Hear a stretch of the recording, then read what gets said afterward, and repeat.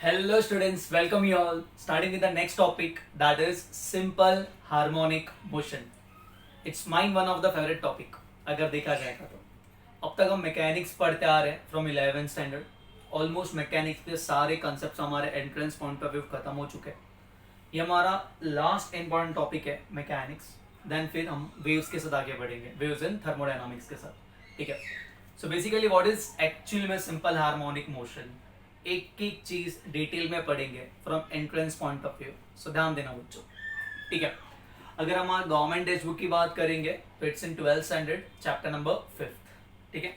So basically before starting with simple harmonic motion कुछ छोटे छोटे टर्म्स पढ़ते हैं बच्चों. फर्स्ट कौन सा? Periodic motion. Now what is periodic motion? What is periodic motion? Periodic motion, the motion which repeat itself after equal interval of time. So जो motion खुद को equal interval of time के बाद, the motion which repeats itself after equal interval of time is termed as periodic motion. The motion which repeat itself after equal interval of time is termed as periodic motion. जैसे motion of moon around the earth, motion of earth around the sun, motion of earth या rotation of earth, that is periodic motion. Clear है? तो ये सारे हमने concept कहां पे पढ़े थे बेटा? सर्कुलर मोशन में. तो जो मोशन खुद को इक्वल इंटरवल ऑफ टाइम के बाद रिपीट करता है, ऐसे मोशन को हम कहते हैं periodic motion. Next important part over here we are starting, that is what is oscillatory motion. अब ऑसिलेटरी मोशन का मतलब क्या होता है? Oscillatory motion is defined as to and fro periodic motion. So to and fro periodic motion is termed as oscillatory motion. To and fro periodic motion is termed as oscillatory motion. Cleared with this? Now एक एक point समझना. to and fro मतलब ये जिस रास्ते से आगे गया था उसी रास्ते से वापस पीछे आएगा. That is to and fro periodic motion. Cleared है? जैसे कभी तुम झूले पे बैठे हो, झूले पे बोला, चूल्हे पे नहीं, झूले पे, बराबर है बच्चों. तो it's like this. So it's is to and fro periodic motion. बराबर है ना बच्चों? तो कौन सा मोशन है ये? Oscillatory motion. To and fro periodic motion. Clear है? Okay. Motion of sewing machine, ऊपर नीचे ऊपर नीचे. So it's to and fro periodic motion. That is termed as which motion? Oscillatory motion. अगर एक स्प्रिंग लिया बच्चों और नीचे एक मास अटैच किया और वो मास को हमने नीचे पुल किया, तो जैसे आप उसको रिलीज करोगे ये कहां जाएगा? ऊपर नीचे से मजे मारेगा. समझ रहे हैं? That is to and fro periodic motion. To and fro periodic motion. Periodic मतलब जो खुद को इक्वल इंटरवल ऑफ टाइम के बाद रिपीट करेगा. And to and fro periodic motion को हम कहते हैं कौन सा मोशन बच्चों? Oscillatory motion. Clear with this? यहाँ पे एक इंपॉर्टेंट नोट पॉइंट है, बहुत ही इंपॉर्टेंट कंसेप्ट समझना बच्चों, कि every oscillatory motion is periodic, but every periodic motion needs not to be oscillatory. Every oscillatory motion is periodic, but every oscillatory motion is periodic, but every periodic motion need not to be oscillatory. ये सबसे important point है, याद रखना बच्चों. MCQs में पूछते हैं. इसका मतलब सब देखो, मोशन ऑफ सेविंग मशीन मतलब ये खुद को इक्वल इंटरवल ऑफ टाइम के बाद रिपीट करेगा, ये ऑसिलेटरी और ये पीरियोडिक है. बट हर एक पीरियोडिक ऑसिलेटरी नहीं होता.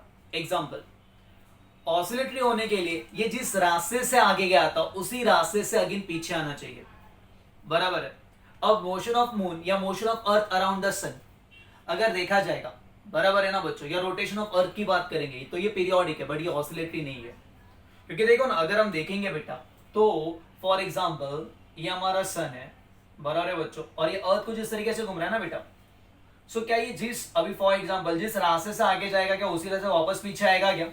नहीं, ये तो चलता ही रहेगा ना बेटा. तो ये सर्कुलर, ये पीरियोडिक है, बट ये ऑसिलेटरी नहीं है. ऑसिलेटरी में जिस रास्ते से आप आगे जा रहे हो उसी रास्ते से पीछे आना होता है. रोटेशन ऑफ अर्थ, दिन रात, फिर वापस दिन रात होता है ना, या दिन रात रात दिन, ऐसा होता है क्या? Not possible. So basically important note point, every oscillatory motion is periodic, but every periodic need not to be oscillatory. के important point समझा बच्चों? Cleared with this? Okay. आगे बढ़ते बेटा विद नेक्स्ट कंसेप्ट। ओके, कुछ बेसिक पहले definitions देखते हैं, फिर हम आगे बढ़ते हैं। Now we are dealing with harmonic motion. What is harmonic? Harmonic motion का मतलब क्या होता है? Basically what is harmonic motion, concept देखना, आराम आराम से देखा टॉपिक, इसमें एक भी टॉपिक में कुछ डाउट नहीं रहेगा, हर साल एग्जाम में क्वेश्चन आता ही है इसका एंट्रेंस में। What is harmonic motion? Harmonic motion when the kinematics, kinematics मतलब पता है, हाँ सवास्तु, final velocity, acceleration, displacement, time and initial velocity. So when the kinematics of motion, when the kinematics of motion are represented, when the kinematics of motion are represented in terms of sine and cos, sine or cosine, when the kinematics of motion are represented in terms of sine और cosine, तो ऐसे motion को हम कहते हैं harmonic motion, और ऐसे functions को हम कहते हैं हार्मोनिक फंक्शंस। ठीक है, when the kinematics of the motions are represented in terms of sine and cos. Sir why sine और कॉस ही क्यों, बाकी क्यों नहीं?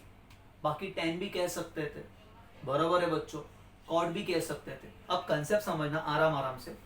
बेसिकली अगर हम देखेंगे तो अगर ये थीटा है, साइन थीटा है और कॉस थीटा है, टेन थीटा भी ले लेते हैं, ठीक है, यस सर। सो अगर जीरो देखेंगे, what is sine of zero? Zero, बराबर है। अगर 30 देखेंगे, 45 देखेंगे, 60 देखेंगे एंड 90 देखेंगे, ये तो हम लोग को आता है, यस सर, ये तो फेवरेट था। Sine 30 is half, 45 1/√2, 60 is √3/2, 90 is 1। ठीक है, ओके। अब आगे वाला तो जो हमने 11वीं से पढ़ने का स्टार्ट किया था, क्वाड्रेंटल एंगल्स 180 डिग्री या फिर 270 डिग्री, जो एक्सिस पे ला हो रहा है 360 degree. What is sine 180? Sir is 0। What is sine 270? Sir -1। What is sine 360? Again is 0। Cos को देखते हैं, व्हाट इज कॉस 0? 1। फिर ये कितना होता है, इसको उल्टा लिखते हैं हम लोग ऐसा, √3/2, 1/√2। मेरे को सिर्फ एक्सट्रीम वैल्यू से इंपॉर्टेंट है। साइन ये कितना होता है बेटा? हाफ। ओके, कॉस 90 कितना होता है? 0। cos 180 कितना होगा? cos 180 so -1। cos 270 again it 0 and cos 360 कितना होता है बच्चों? cos 360 +1। क्योंकि अगर देखा जाएगा सो अगर हम क्वाड्रेंट्स के हिसाब से बात करेंगे बच्चों, तो ये घूम फिर के अगेन उधर ही आता है। ये हमारा 0 है, ये हमारा 90 है, ये हमारा 180 है, this is 270 and last but not the least this is 360। बराबर है ना बच्चों? तो जो cos 0 का वैल्यू है वही cos 360 का, जो साइन 0 का वैल्यू है वही साइन 360 का। दिख रहा ना बच्चों? साइन 90 और साइन 270 का वैल्यू दोनों का उल्टा होगा, बिकॉज ये ऊपर पॉजिटिव वाई एक्सिस है, ये नेगेटिव एक्सिस है। दिख रहा ना बेटा? तो ये +1 है और ये -1 है। सिमिलरली cos 0 का वैल्यू और cos 180 का वैल्यू उल्टा होगा। देखो ना, cos 0 कितना है? +1, और cos 180 कितना है? -1। ये बेसिक हमने पढ़ा है। ओके, तो अगर हम साइन और cos की ग्राफ ड्रॉ करेंगे बेटा, क्या प्लॉट करेंगे? ग्राफ। कॉन्सेप्ट समझना भी, यहाँ पे कॉन्सेप्ट समझना, ठीक है। So this point we are taking this as 0, this is positive +1, this is -1। Taking some important point that is 90 degree, फिर हम देखेंगे 180 degree, next 270 degree and last but not the least that is 360 degree. Okay, कुछ इस तरीके से graph plot करेंगे। Okay, so अगर graph देखा जाएगा, साइन और कॉस का भी ग्राफ देखा रहेगा स्कूल लाइफ में, यस सर, तो कुछ इस तरीके से होता है। What is sin 0? 0. What is sin 90? It's 1. 180 के लिए अगेन 0, 270 के लिए -1, 360 के लिए अगेन 0। जो ग्राफ है ना कुछ इस तरीके से आएगा। दिख रहा है बेटा? ग्राफ है ना कुछ इस तरीके से आएगा। एक इसका ग्राफ है बच्चों, साइन का। क्लियर है? आगे बढ़ते, कॉस का ग्राफ। कॉस 0 कितना होता है?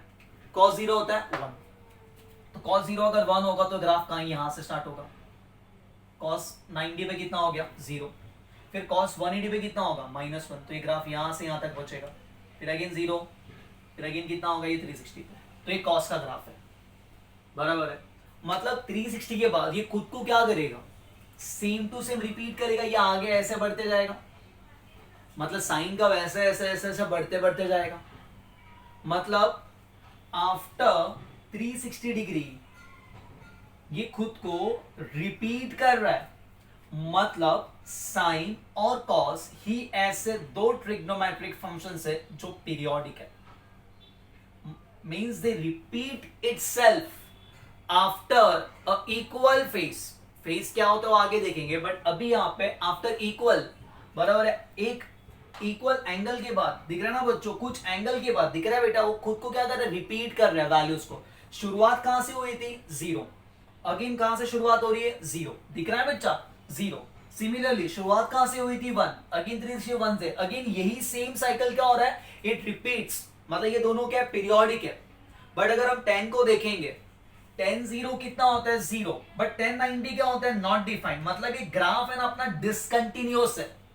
अगर आप 10 के ग्राफ को देखोगे तो कुछ इस तरीके से हमारा ग्राफ बनता है, किसका, 10 का, मैथ्स में। अभी यहाँ पे इतना इंपॉर्टेंट नहीं है, तो ग्राफ टूटता है, ये 10 का ग्राफ ऐसा है, ये ऐसे डिसकंटिन्यूअस है, किसका ग्राफ, 10 का। Clear with this?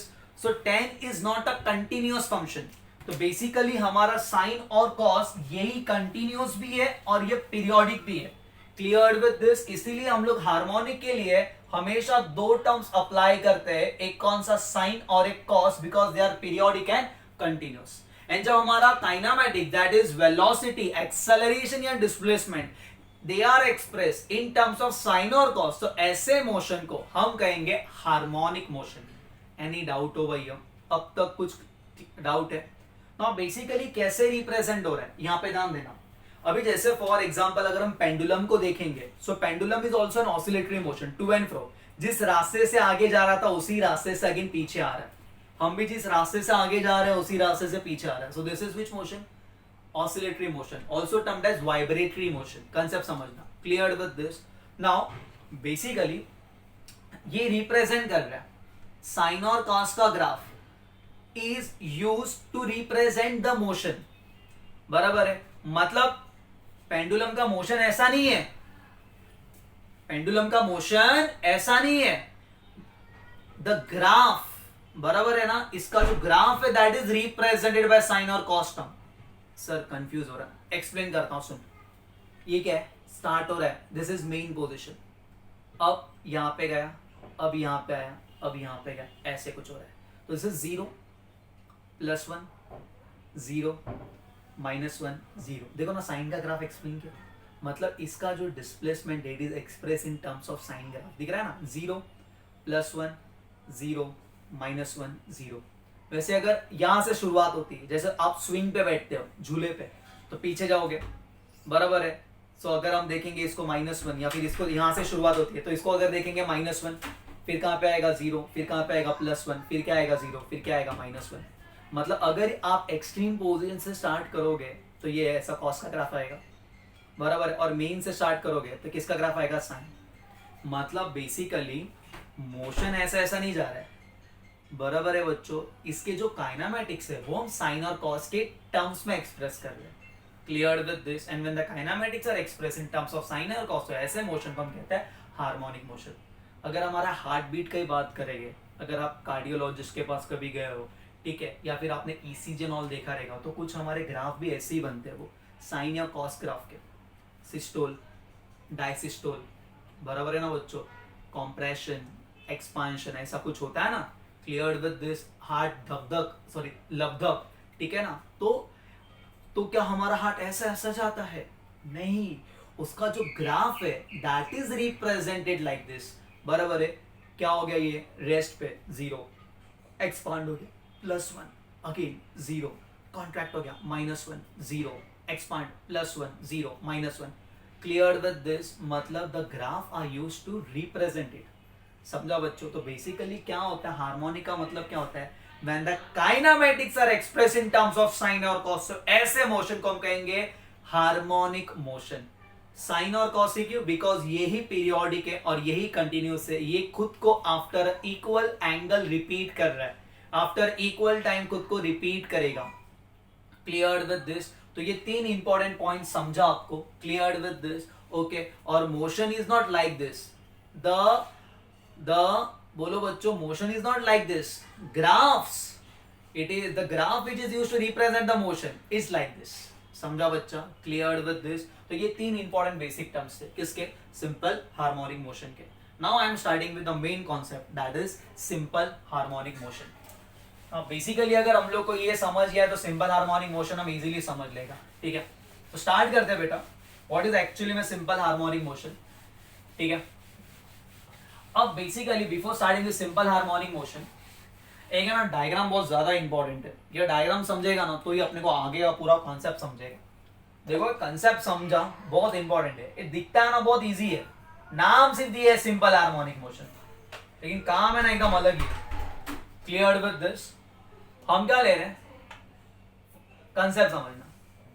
एक फ्रिक्शनलेस सरफेस ले रहे हैं, लाइक यहाँ पे कोई फ्रिक्शन नहीं है. Clear with this? कुछ फ्रिक्शन नहीं, कुछ नहीं, मस्त सब एक ब्लॉक मूव होने वाला, मस्त की गिरा. ठीक है, हम लोग एक स्प्रिंग मास ऑसिलेटर लेंगे. क्या लेंगे? स्प्रिंग मास ऑसिलेटर, कुछ इस तरीके से. बराबर है?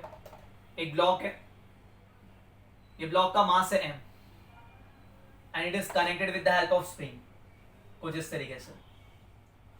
बराबर है? ये ऐसा, ये रिलैक्स पोजीशन है.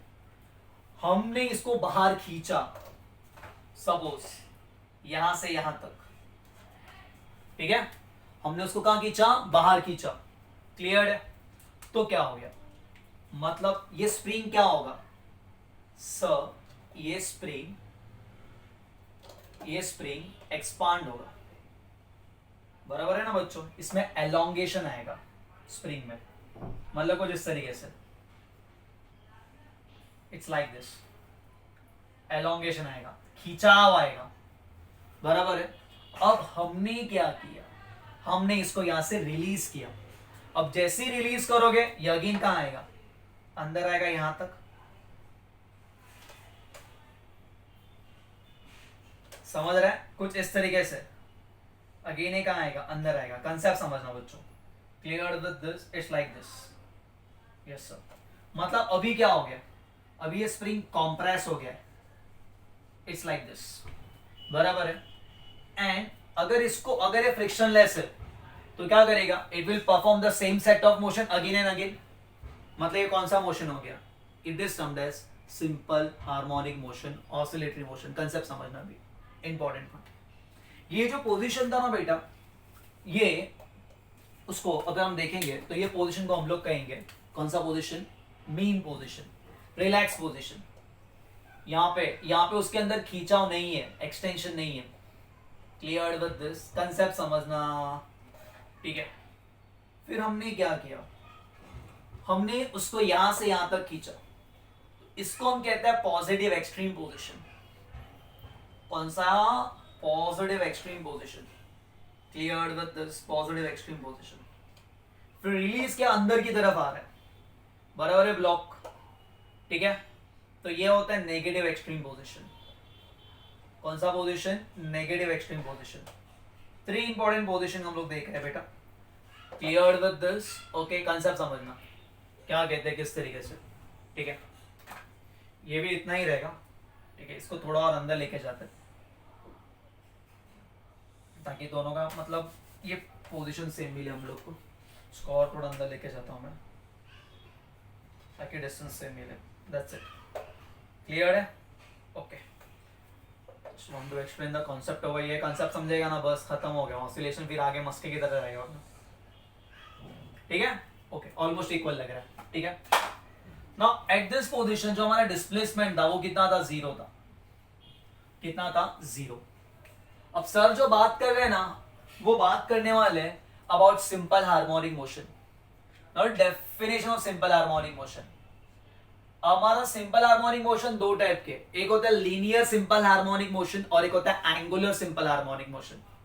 सो what is simple harmonic motion? Defined as linear simple are to and fro periodic motion of a particle along a straight line.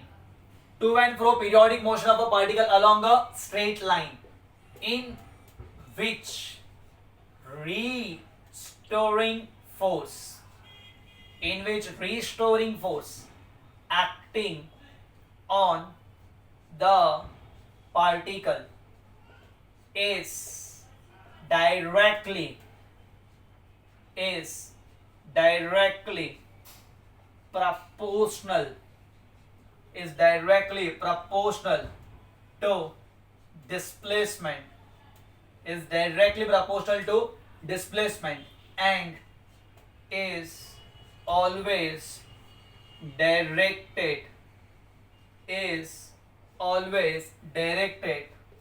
towards the fixed position, and that fixed position is termed as mean position.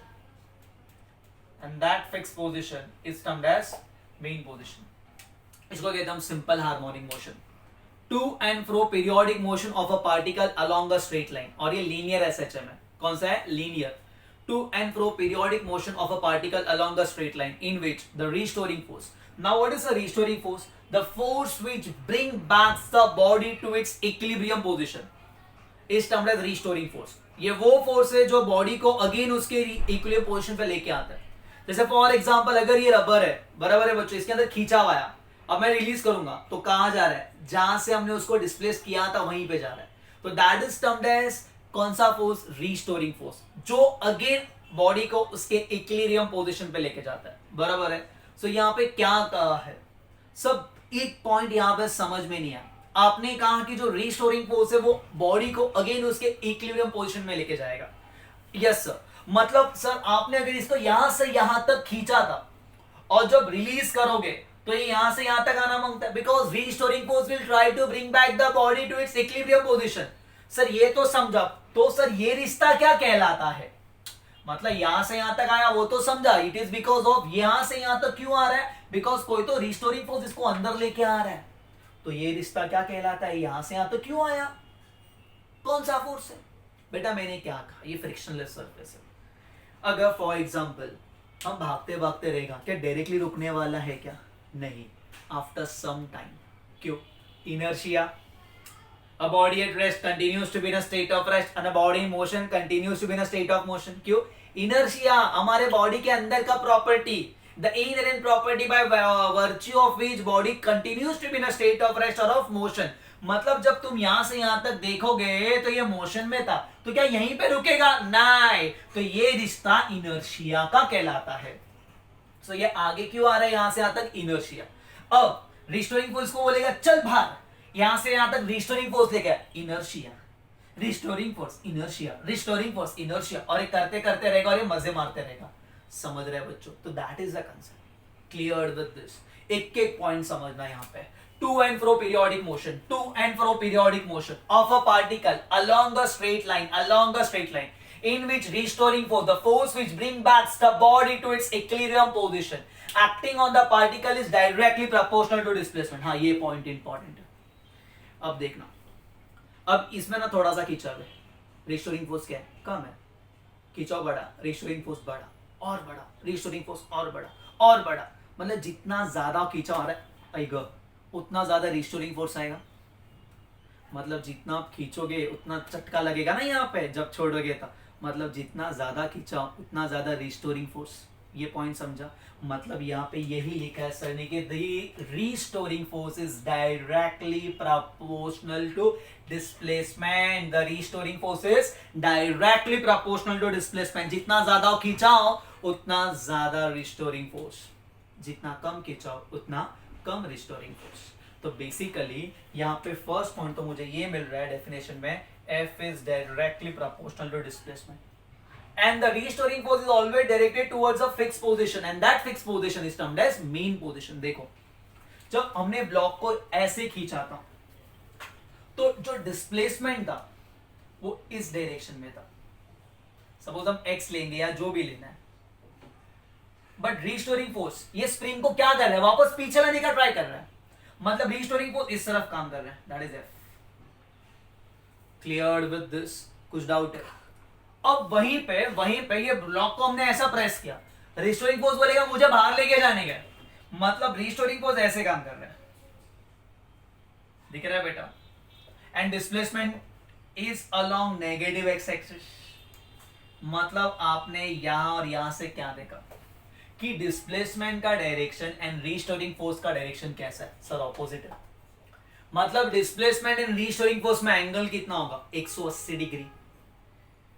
मतलब यही कहना चाहते हैं कि जब अपना spring मतलब ये मास बाहर गया था, रीस्टोरिंग फोर्स का डायरेक्शन क्या है towards the fix position, that is mean position, अंदर की तरफ। और जब ये ब्लॉक अंदर की तरफ गया है, रीस्टोरिंग फोर्स का डायरेक्शन कहां पे, बाहर की तरफ, मतलब towards the fix position, that is mean position.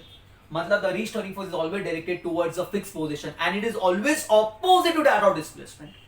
The restoring force is always directed towards the कौन सा position, fix position, and it is always opposite to that of displacement. मतलब F is directly proportional to minus x. ये very important point, very important point. Cleared with this. अब ये proportionality निकालने के लिए हम लोग यहाँ पे क्या यूज करेंगे, f is equal to minus k multiplied by x, where k is termed as restoring force constant. क्या बोलते हैं बेटा, restoring force constant. क्या बोला बच्चों, restoring force constant. Clear with this. तो के को हम ऐसा भी लिख सकते हैं, अगर मैग्नीट्यूड के हिसाब से तो के को हम लिखेंगे f अपॉन x। तो इसका यूनिट क्या आएगा, f Newton per metre, because x तो डिस्प्लेसमेंट है। इसका डायमेंशन क्या आएगा, k का डायमेंशन आएगा न्यूटन, m1 l1 t-2 और मीटर l1। तो ये मिलेगा m1 L0 t-2। एक एक पॉइंट समझना, या तो डायन पर सेंटीमीटर भी लिख सकते हैं। क्लियर विद दिस, कुछ डाउट है? ये पोजीशन को हम कहते हैं मीन पोजीशन, जहां से ये पोजीशन को कहते हैं right extreme position, right extremity. ये पोजीशन को हम कहेंगे left extreme position, left extremity, right extreme position, left extreme position. Clear with this, point समझना यहाँ पे। यहां तक कोई डाउट है क्या? Clear with this.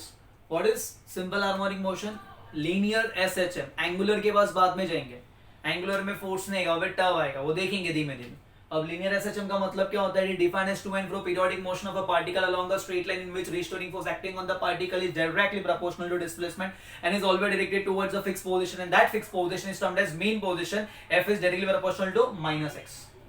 Clear with this? Okay, ये समझा बच्चों?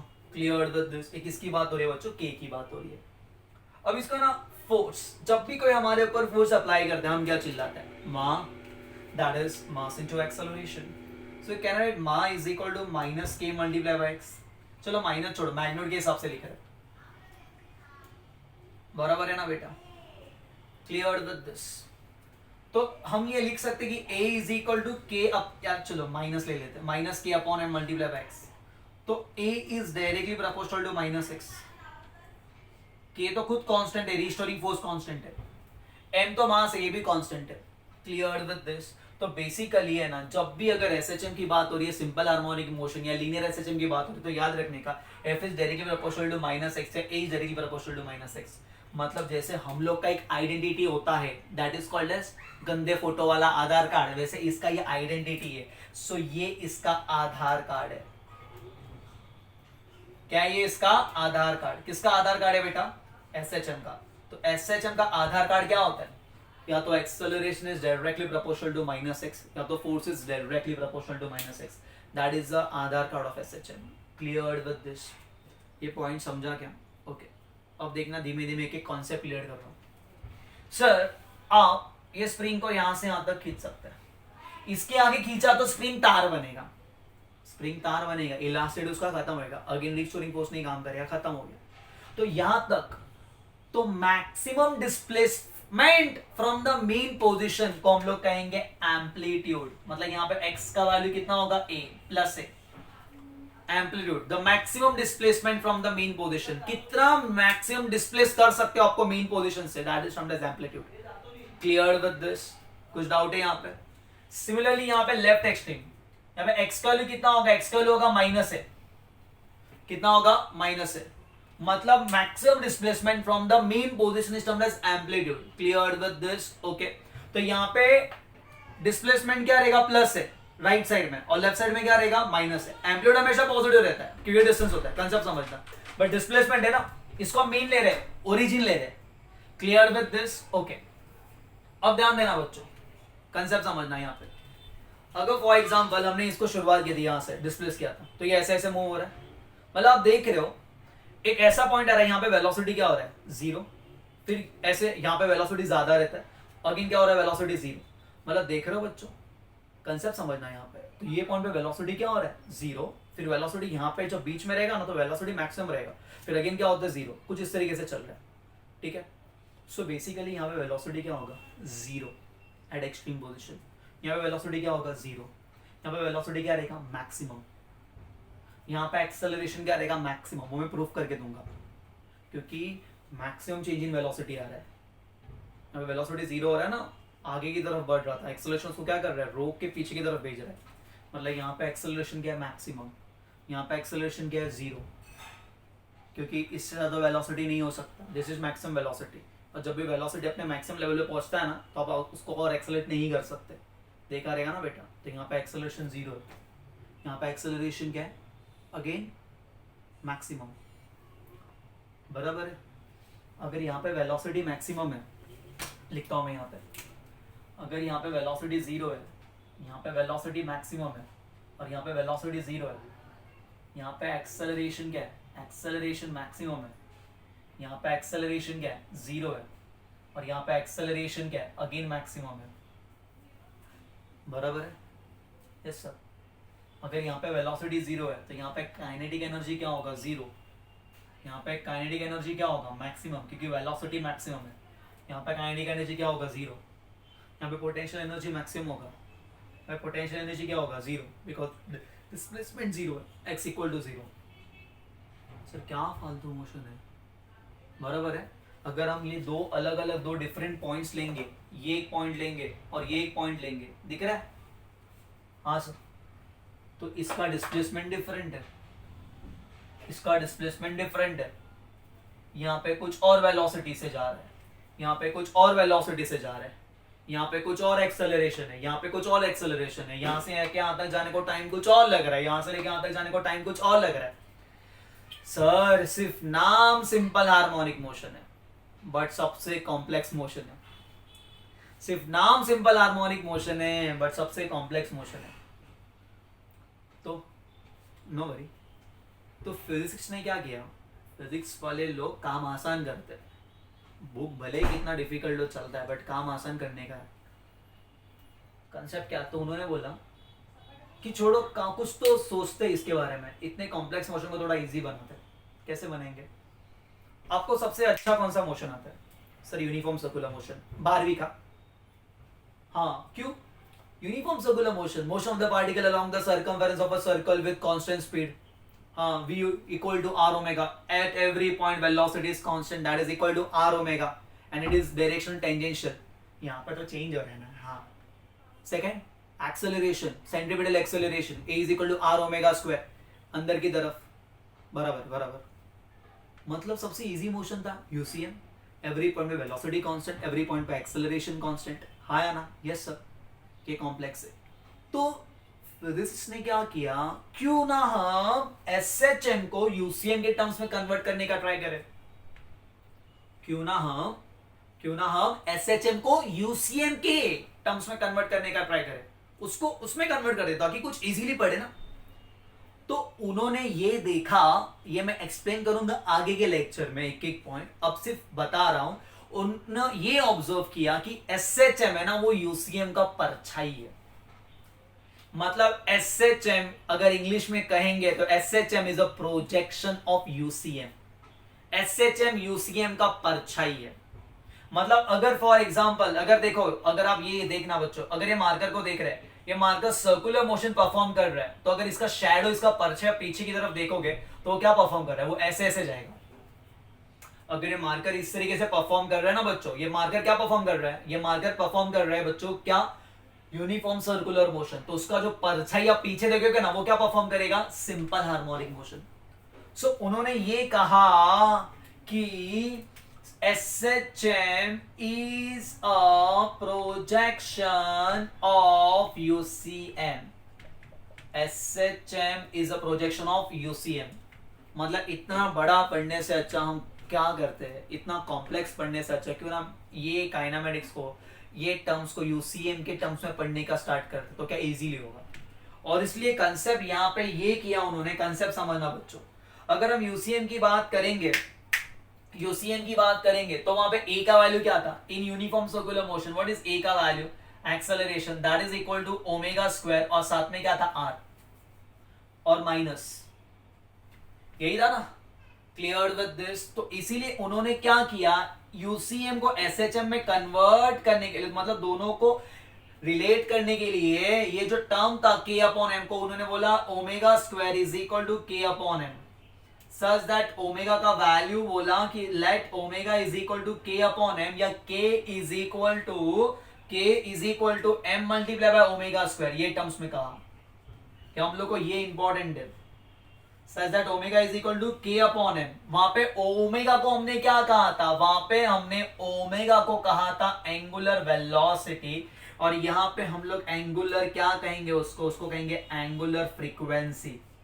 रिश्ता वही, सोच नहीं, बाकी सब कुछ सेम ही है, रिश्ता वही है, सिर्फ वहां पे एंगुलर वेलोसिटी कहा था, यहां पे क्या कहेंगे एंगुलर फ्रीक्वेंसी। सो इसीलिए जब भी आप नेक्स्ट टाइम लिखोगे, किसको बच्चों, कंसेप्ट समझना, जब भी इसको लिखोगे एक्सेलरेशन को, तो उन्होंने ना SHM में माइनस ओमेगा स्क्वायर एक्स लिखा, दिख रहा है बेटा, कॉन्सेप्ट देखना। ये लिखने का रीजन है ताकि वो SHM को UCM में रिलेट कर सके, and that's why SHM is a projection of UCM, and that's हम नेक्स्ट टाइम है ना ओमेगा को ये लिखते हैं। तो मेरे को ये लिखने का रीजन समझ रहा है ना, कंसेप्ट समझा बच्चों, वेरी इंपॉर्टेंट पॉइंट है।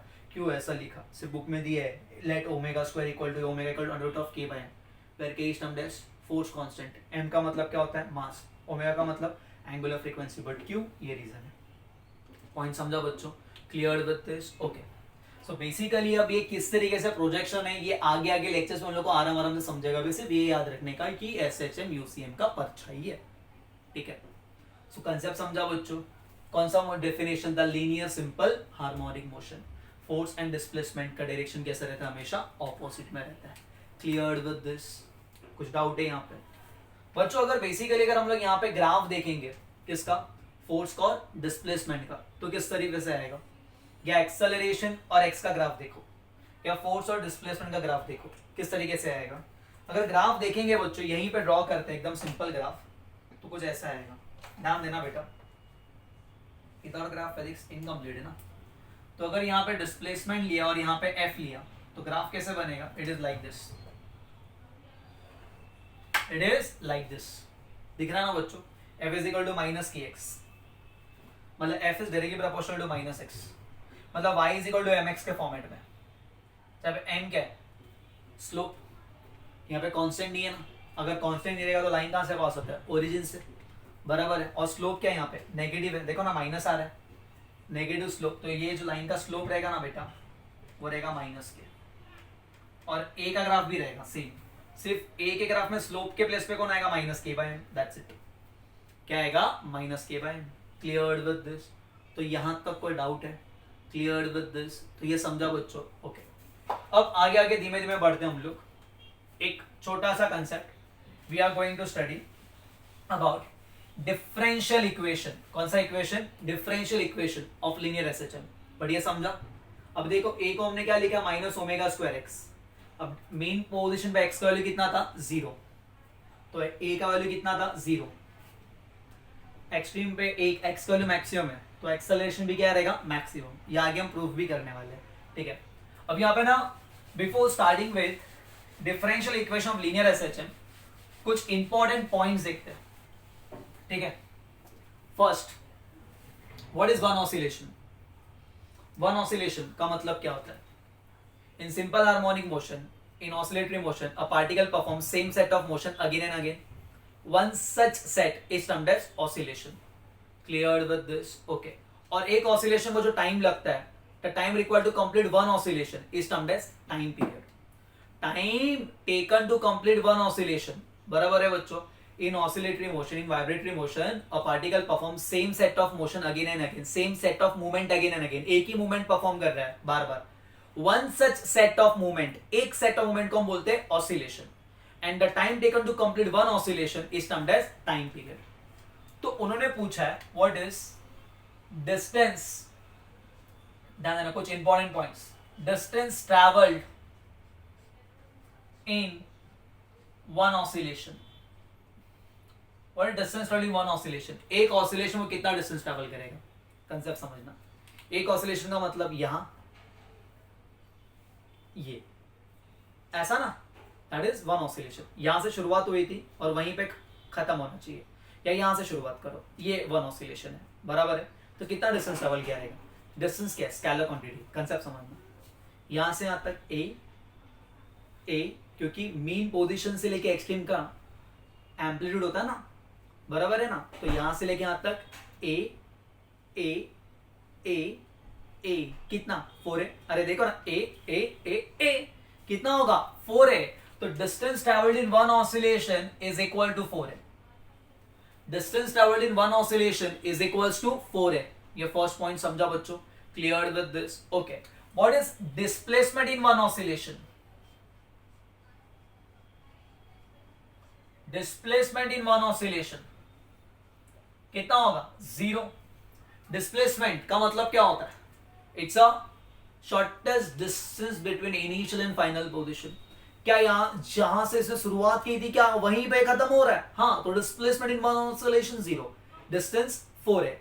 पता है ना, क्योंकि यहां से मीन से लेफ्ट एक्सट्रीम से मीन से again right extreme. Clear with this? या फिर यहां से ए. Clear with this? कुछ डाउट है यहां पे? बेसिक समझा? ओके, आगे बढ़ते हैं. नाउ डिस्टेंस हो गया, डिस्प्लेसमेंट इन वन ऑसिलेशन हो गया. Next important point, average speed. Average speed in one oscillation. What is average speed का formula? Total distance travelled upon total time taken upon total time taken. तो एक oscillation में उसने कितना distance travel किया? सो 4 है.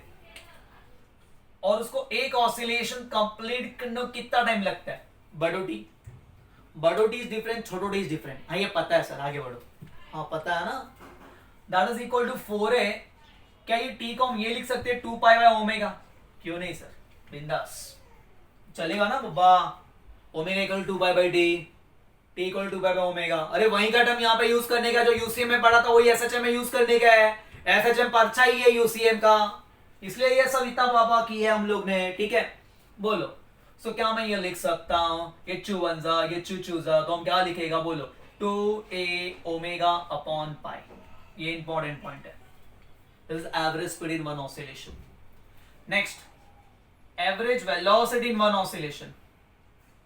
ये क्वेश्चन नीट में पूछा था. What is average velocity in one oscillation? 0.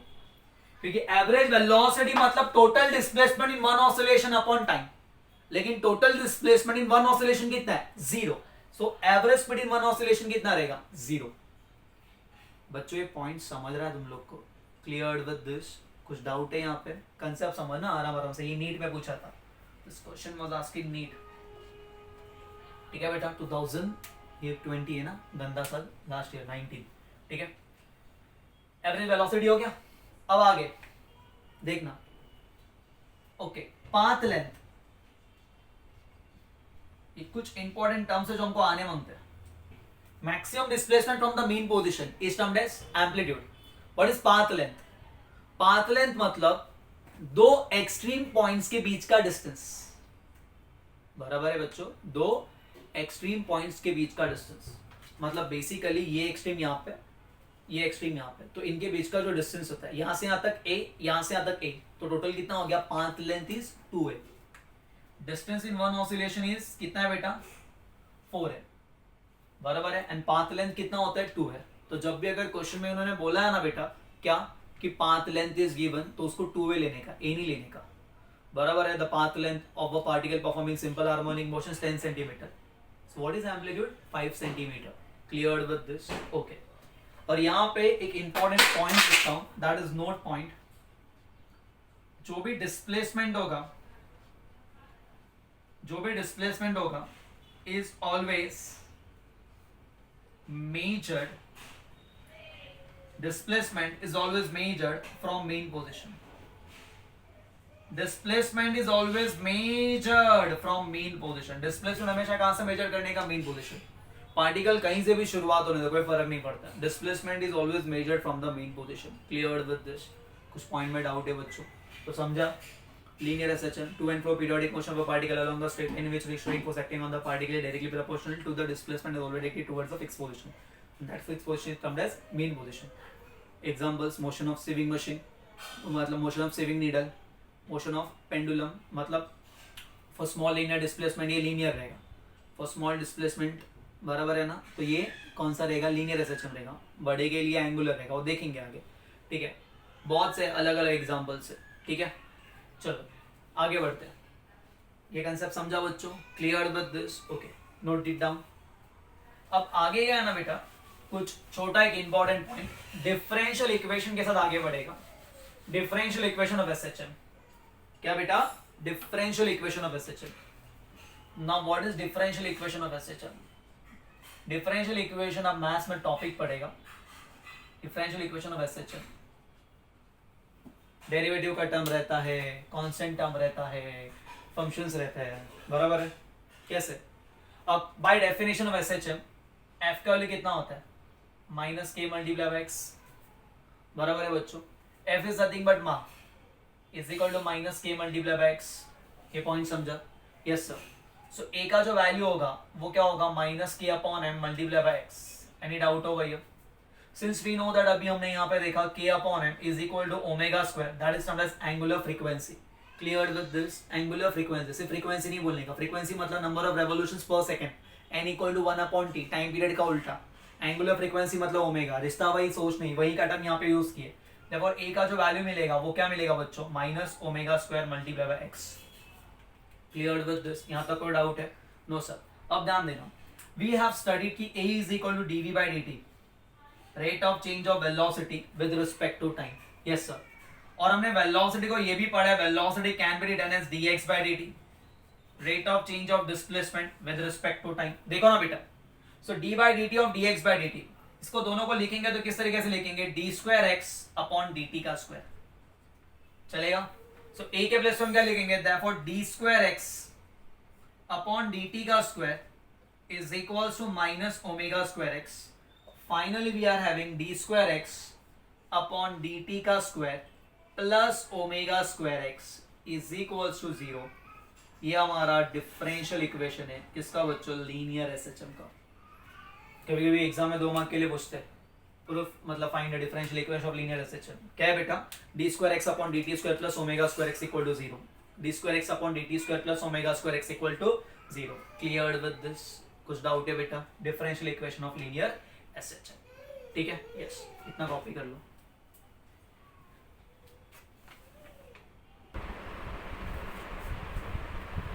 Next दो छोटे इंपॉर्टेंट सम्स है. First sum, this is question number 9 of our government text book. ठीक है? क्या बोला है? D square x upon d t square equal to minus 36x. In SI system unit it is given एक इक्वेशन दिया हुआ है और पूछा find the frequency and time period. Basically we know that by differential equation of SHM क्या होता है? D square x upon d t square plus omega square x is equal to 0. That is, हमने अभी देखा d square x upon d t square का जो value होगा वो माइनस ओमेगा स्क्वायर एक्स के बराबर होगा. कंपेयरिंग 1 and 2, देखो ओमेगा स्क्वायर का वैल्यू कितना होगा? 36. सो ओमेगा का वैल्यू कितना होगा? That is 6 radian per second मिलेगा ओमेगा. That's it.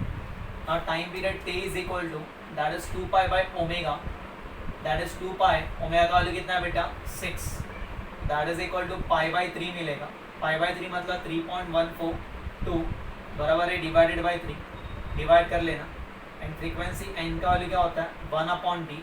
1/t मतलब 3 बाय पाई होगा, पाई बाय 3 का उल्टा, बराबर है. या फिर आप इसको ओमेगा को भी लिख सकते हैं 2 pi omega equal to 2 pi n. तो एन का वैल्यू, एन का ओमेगा इक्वल टू 2 पाई, तो एन का वैल्यू ओमेगा अपॉन 2 पाई, तो 3 बाय पाई. ओके यूनिट क्या आएगा इसका हर्ट्स और इसका यूनिट क्या आएगा बच्चों सेकेंड्स जो भी आएगा समथिंग 1 पॉइंट इट इज 0 3 कितना था यस 3 4 ज़ा 12 2 बचा 3 7 ज़ा तो अप्रॉक्सीमेटली कितना होगा 1.05 सेकेंड सॉल्व कर लेंगे वेरी सिंपल क्वेश्चन है ठीक है एमसीक्यू ऑल में आने के चांसेस होते हैं आज का फर्स्ट लेक्चर है ना इसलिए बेसिक करेंगे आगे लेक्चर में ना एक लेवल के सम्स होंगे ठीक है सो ध्यान देना सॉल्व एग्जांपल दिया था 5.1 का a body of mass is given as 0.2 kg ठीक है गिवन एंड ऑल तुम लोग को बचपन से लिखना सिखाया मैंने 11th स्टैंडर्ड से performs linear SHM linear simple harmonic motion it experiences a restoring force कितने का रीस्टोरिंग फोर्स एक्सपीरियंस कर रहा है 0.2 न्यूटन का बराबर है yes sir when its displacement from the mean position is 4 centimeter displacement is always measured from the mean position that is x का value दिया है यहाँ पे it is 4 centimeter okay क्या पूछा उन्होंने find the force constant that is k is equal to question mark आगे क्या बोला है period of SHM that is बड़ो d is equal to question mark next क्या बोला बच्चों acceleration of the body when the displacement from mean position a is equal to question mark when displacement from mean position that is x is equal to 1 centimetre बहुत ही आसान समय ठीक है चलो करते हैं क्या पूछा है first and most important thing k find करते हैं k हमेशा कांस्टेंट ही रहने वाला है for a given spring change होगा तो k चेंज होगा तो f का वैल्यू कितना होता है f is equal to we have studied that is k multiplied by x magnitude के हिसाब से देख रहे हैं that is 0.2 is equal to k x का वैल्यू कितना है 4 upon 100 सब SI में होना बनता है ये SI में ये CGS में नॉट सॉल्व ठीक है सो बेसिकली क्या होगा दैट इज इसको हम लोग अब कर लेगा दैट इज 100 इंटू कितना 0.2 इज 20 सो के का वैल्यू कितना मिलेगा 20 अपॉन 4 that is equal to 5 newton per metre मिला के का value now what you want t अब के का वैल्यू हमारे पास ओमेगा स्क्वायर का वैल्यू होता है क्या होता है के बाय एम के का वैल्यू 5 है एम का वैल्यू कितना है 0.2 0.2 मतलब ओमेगा स्क्वायर का वैल्यू कितना होगा yes carry on that is 50 upon 2 कैसे किया एडजस्टमेंट बराबर है ना 5 अपॉन 0.2 0.2 मतलब ये 20 मतलब 10 2 और 10 ऊपर that is equal to 25 so omega का जो वैल्यू मिलेगा वो कितना मिलेगा 5 that is 5 radian per second okay so जो टी का वैल्यू होता है t is equal to 2 pi by omega that is equal to yes carry on 2 multiply pi 9 माइती अपॉन 5 ठीक है पाई का वैल्यू क्या होता है 3.142 पुट करके सॉल्व कर ले यूनिट क्या आएगा सेकेंड्स ठीक है या तो और एक कंसेप्ट ये भी समझ सकते हो आप लोग ध्यान देना बेटा since omega square is equal to k by m तो omega is equal to under root of k by m so t का वैल्यू कितना होता है 2 पाई बाय ओमेगा होता है ना आप उसको ऐसे भी लिख सकते हो 2 pi under root of M by k उल्टा होगा ना बेटा 2 pi under root of M by k ये आगे आगे हम लोग को काम ही आने वाला है सो टाइम पीरियड स्प्रिंग का दिया रहेगा ना तो बेटा क्या आएगा 2 pi under root of M by clear with M is mass and K is restoring force constant okay ये 2 पॉइंट हो गया सॉल्व कर लेना नेक्स्ट का पूछा ए का वैल्यू पूछा since we know that a is equal to omega square x और माइनस साइन क्या इंडिकेट करता है कि acceleration and displacement are always oppositely directed that is equal to omega square का वैल्यू कितना 25 so that is minus 25 into कितना 1 centimetre का displacement है that is 1 upon 100 that is 25 upon 100 कितना होगा -1/4 -1/4 that is 0.25 negative sign indicates कि acceleration and displacement are always oppositely directed तो यहाँ पे मैं ए लिखता हूँ दैट इज 0.25 यूनिट क्या आएगा एक्सेलरेशन है ना बोलो मीटर पर सेकेंड स्क्वायर एक एक पॉइंट समझ लें ठीक है सो ऐसे कुछ बेसिक सम्स है जो आज के लेक्चर के ऊपर बेस्ड है नेक्स्ट लेक्चर से एक एक इंपॉर्टेंट कंसेप्ट चालू होने वाला है that is velocity acceleration we are going to express in terms of sine and cos तो बहुत ज़्यादा इंपॉर्टेंट है till then thank you bye take care और आज का अच्छे से कॉपी कर लें